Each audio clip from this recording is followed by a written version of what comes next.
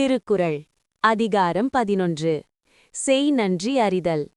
திருக்குறளும் சனாதன தர்மமும் ஒன்றுதான் என்பதை உரிய ஆதாரத்துடன் நிரூபிக்கும் பதிவு.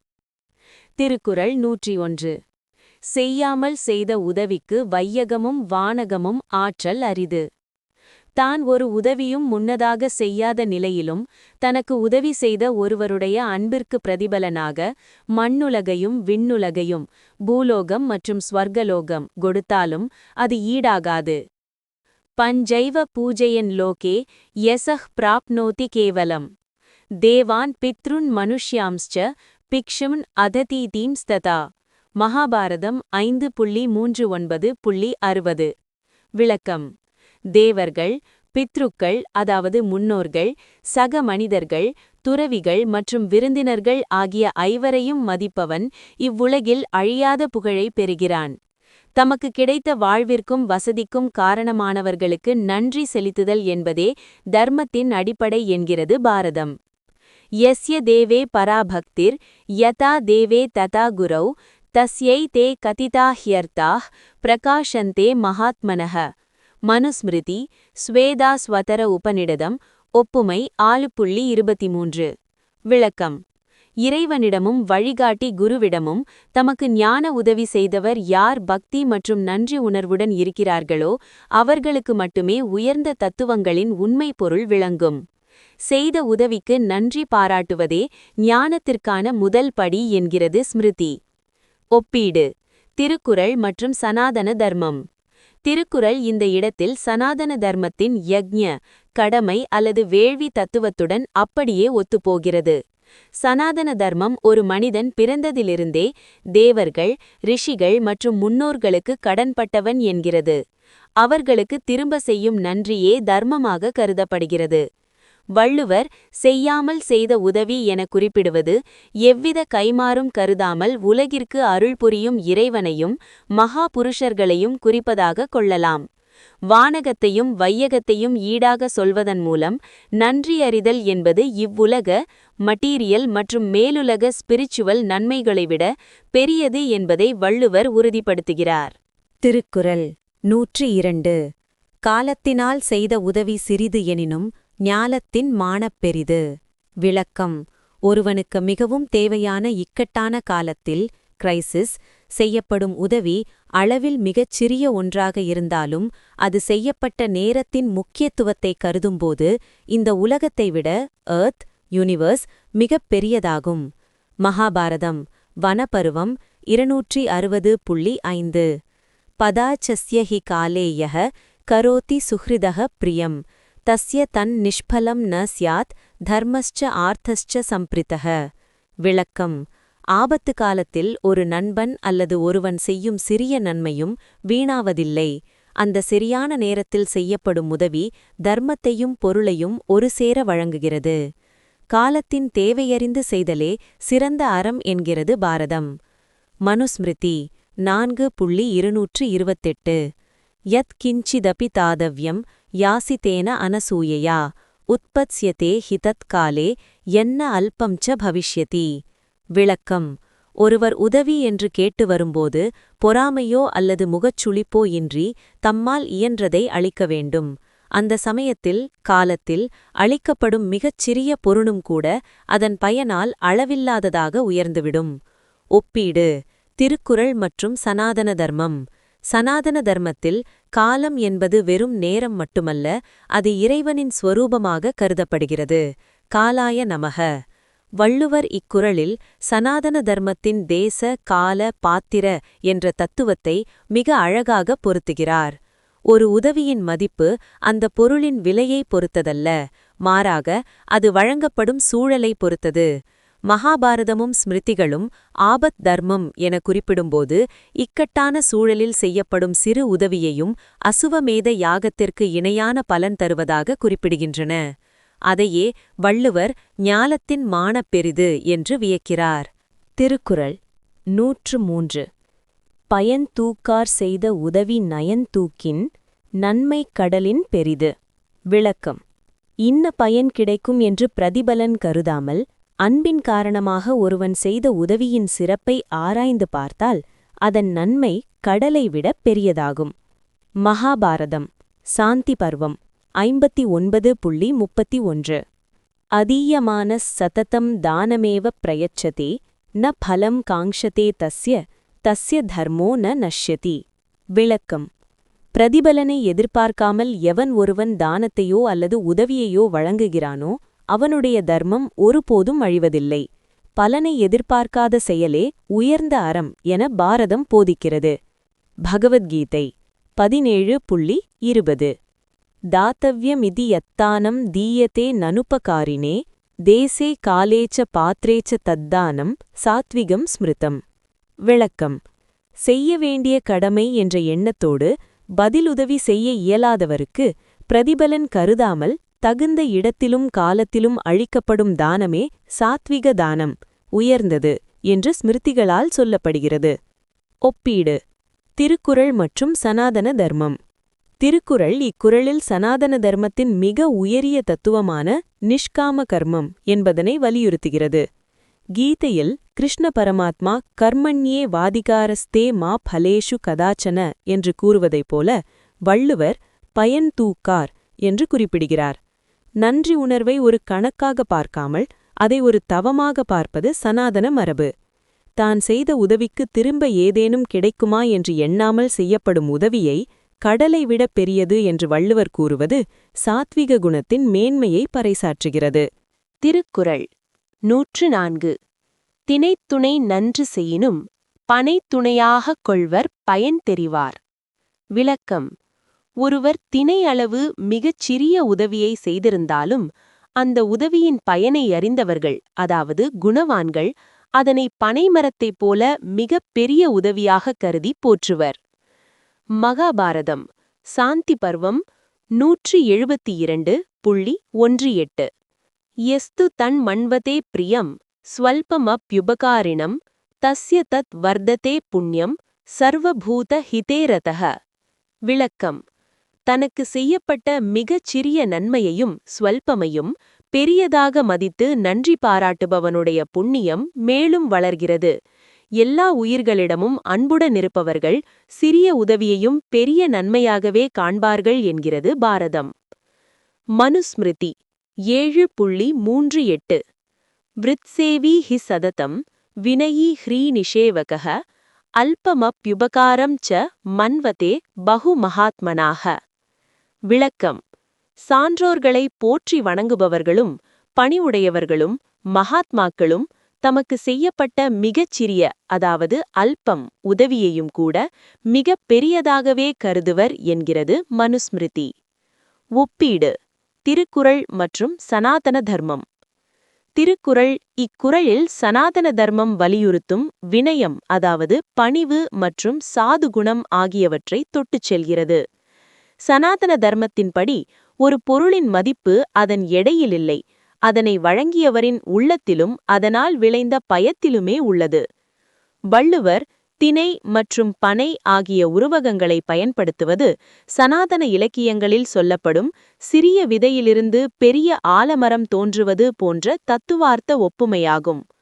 ஒரு சிறு நன்றியை பெரியதாக காண்பது என்பது நன்றி கூறுபவரின் மனமுதிர்ச்சியையும் தார்மீக பண்பையும் காட்டுகிறது.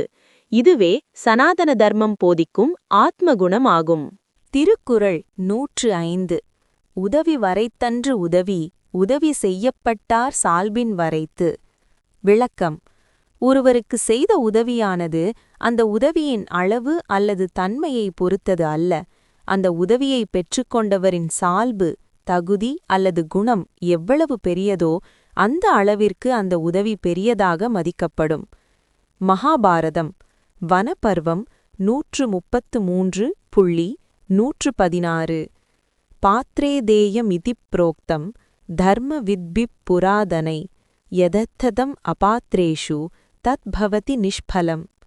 விளக்கம்: தகுதியுள்ளவருக்கே தானம் அளிக்கப்பட வேண்டும் என்று பழங்கால தர்மசாஸ்திரங்கள் கூறுகின்றன.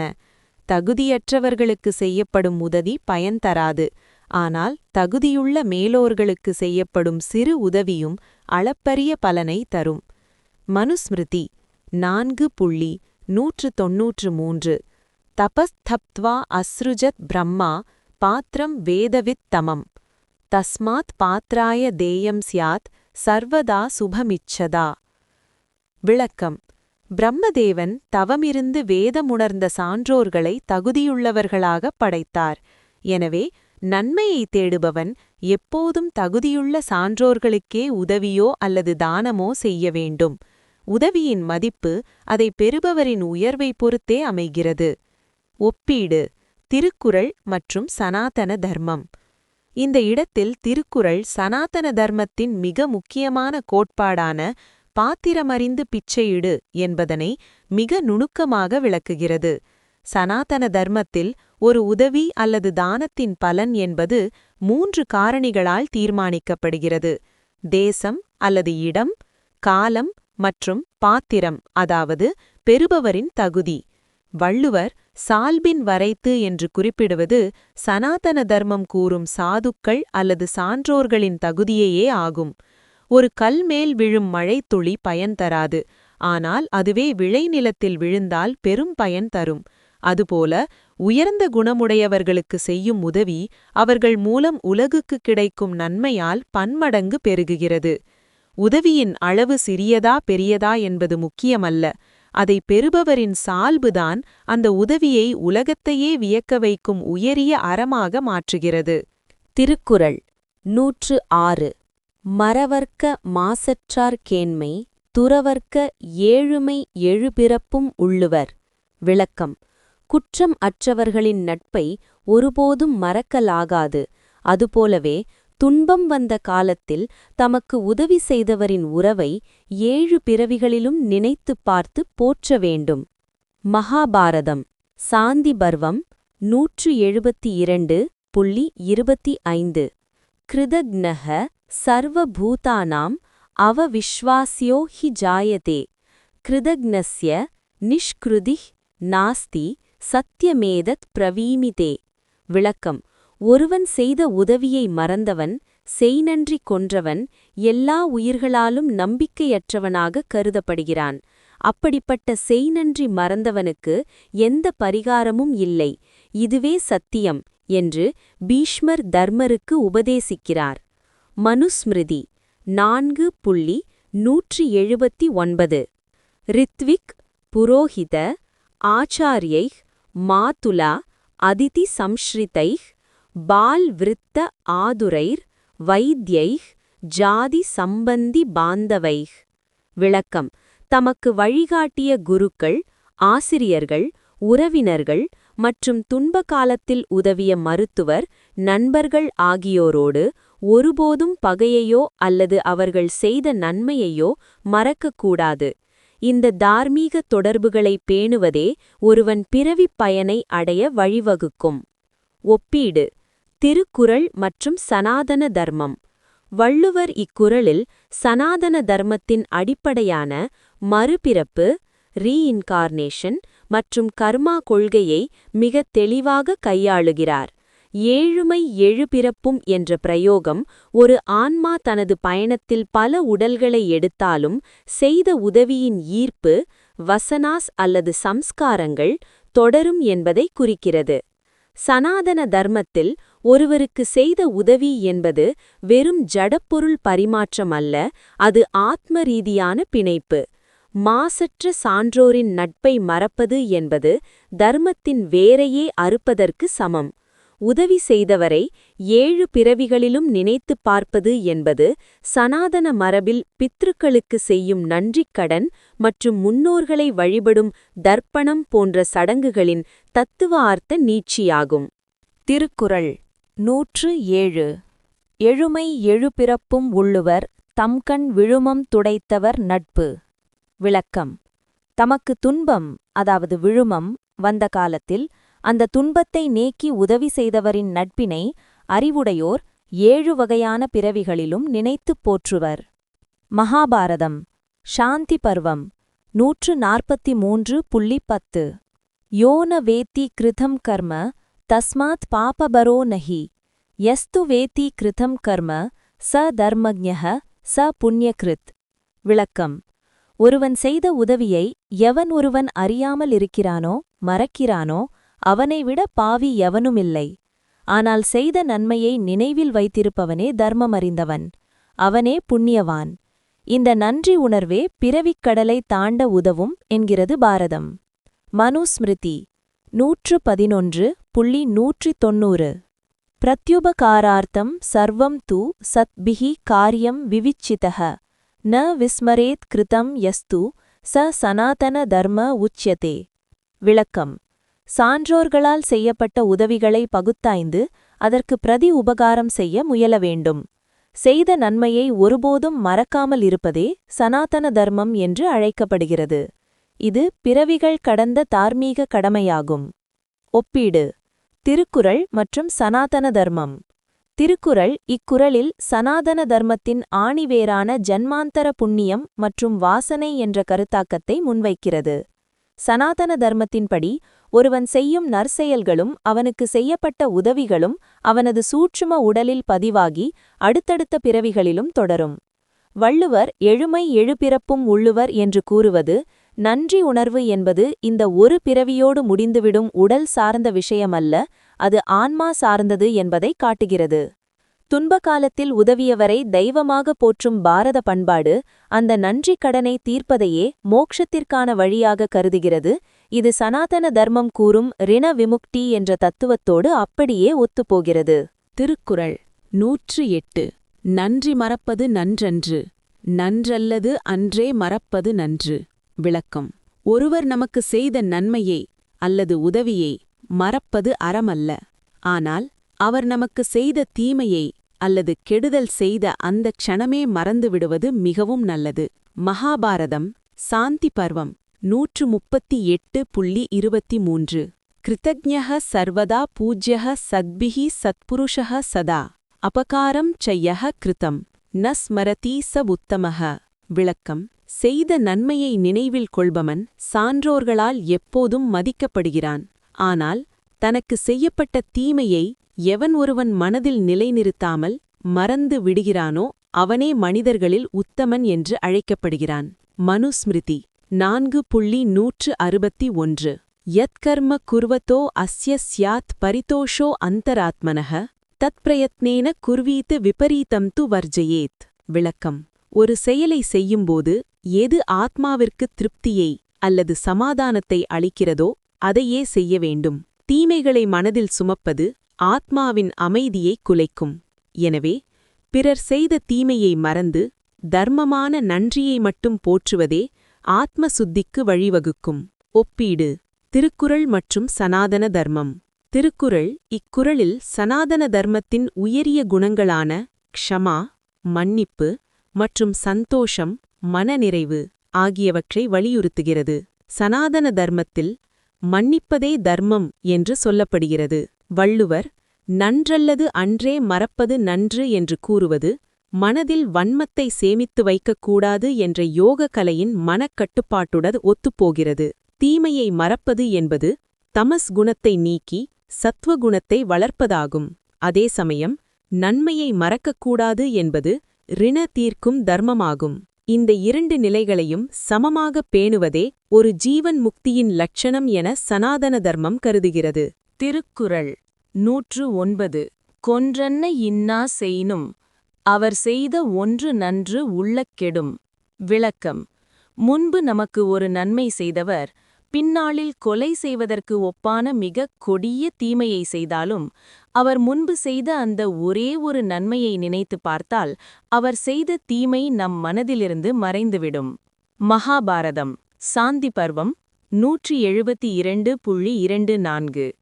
ஏகமப்யுபஹாரம் ச யக் கரோதி சுஹ்ருன்மத தஸ்ய தன்ன விநாஷ்யேத அபகாரஸ்தயுரபி. விளக்கம்: ஒரு நண்பன் செய்த ஒரே ஒரு நன்மையும் கூட அவன் பின்னாளில் செய்யும் நூற்றுக்கணக்கான தீமைகளால் அழிந்துவிடக்கூடாது. அவனது முந்தைய நற்செயலையே கருத்தில் கொண்டு அவனை மன்னிக்க வேண்டும் என்கிறது பாரதம்.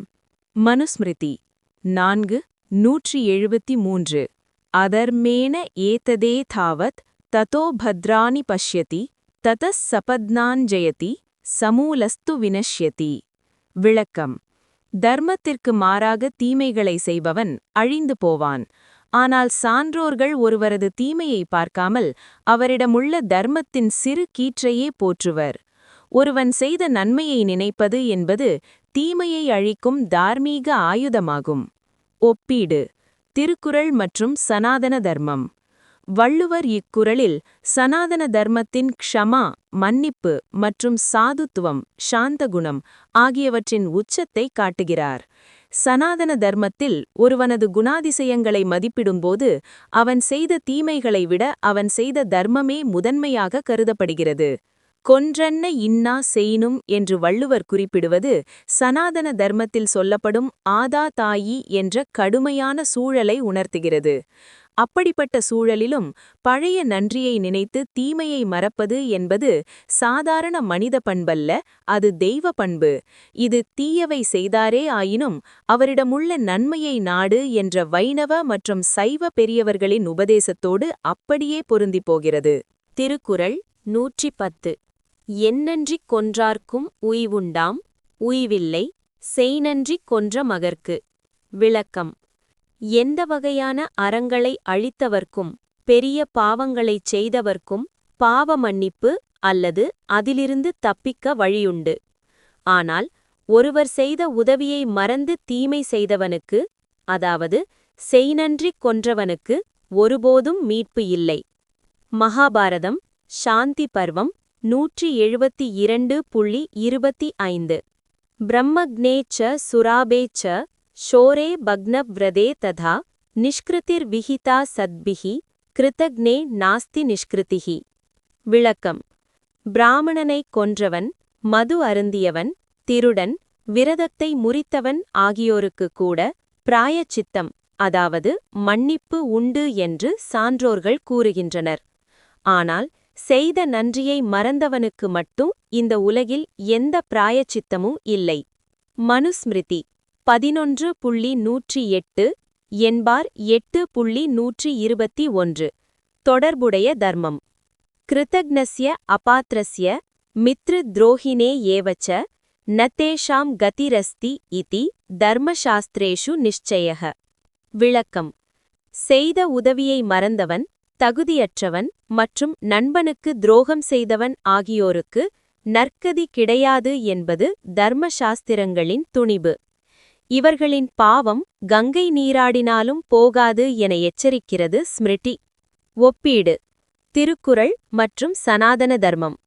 வள்ளுவர் இக்குறளில் சனாதன தர்மத்தின் நிஷ்கிருதி என்ற கருத்தாக்கத்தை மிகத் தெளிவாக பேசுகிறார்.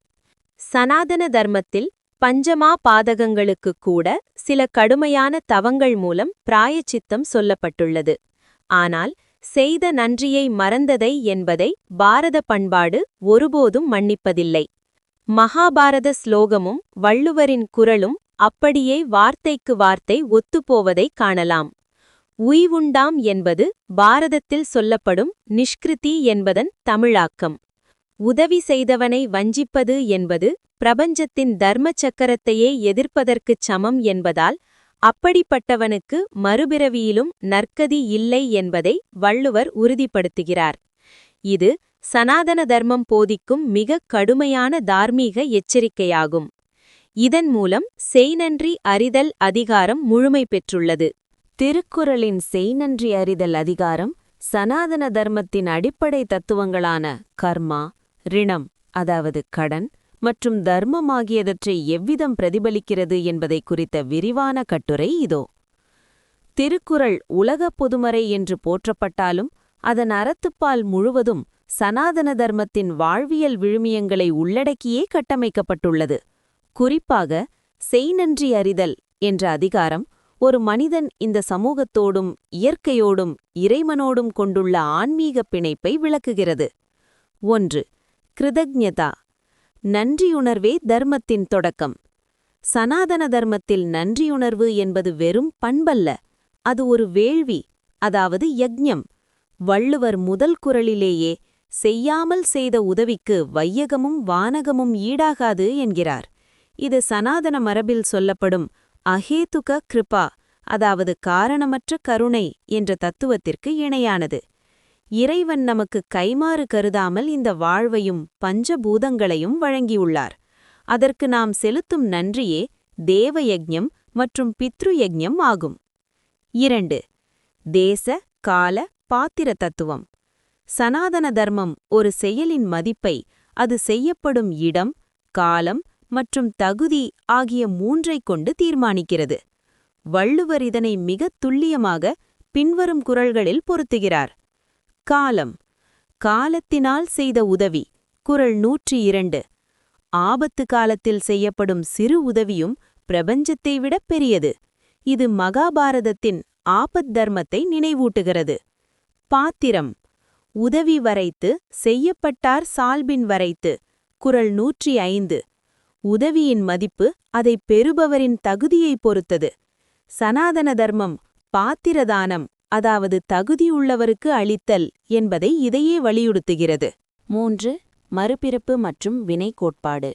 வள்ளுவர் இந்த அதிகாரத்தில் எழுமை எழுபிறப்பு என்ற கருத்தாக்கத்தை பயன்படுத்துகிறார். இது சனாதன தர்மத்தின் ஆணிவேரான மறுபிறப்பு கொள்கையை உறுதிப்படுத்துகிறது.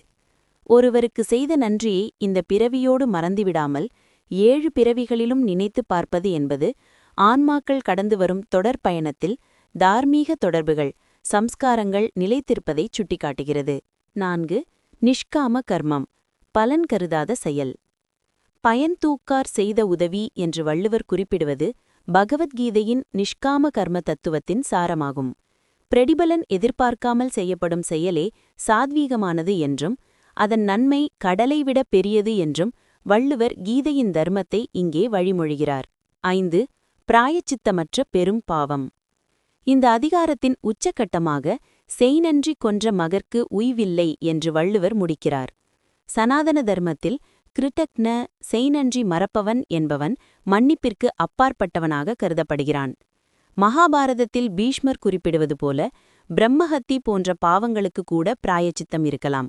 ஆனால் நன்றி மறந்தவனுக்கு நரகத்தைத் தவிர வேறு கதி இல்லை. முடிவுரை. சுருக்கமாக கூறினால் வள்ளுவரின் செய்நன்றி அறிதல் என்பது சனாதன தர்மம் போதிக்கும் ரிண விமுக்தி, கடன்களிலிருந்து விடுதலை அடையும் பாதையாகும். தமக்கு உதவிய மனிதர்களையும் வழிகாட்டிய குருவையும் வாழளிக்கும் இயற்கையையும் தெய்வமாக போற்றும் பாரத பண்பாட்டின் ஒரு சுருக்கமே இந்த அதிகாரம். AI உதவியுடன் தொகுத்து வழங்குவது சுவாமி வித்யானந்தா, கன்னியாகுமரி. வாட்ஸ்அப் குரூப்பில் இணைய 9789374109.